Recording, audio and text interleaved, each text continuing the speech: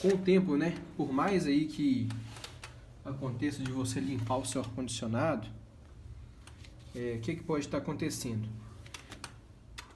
A água ela se forma aqui nessa unidade evaporadora, né? Que é essa coisa aqui parecendo um radiador.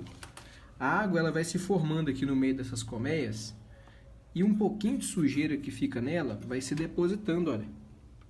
Olha como que fica aqui de sujeira, olha. Deixa eu mostrar aqui pra vocês, ó.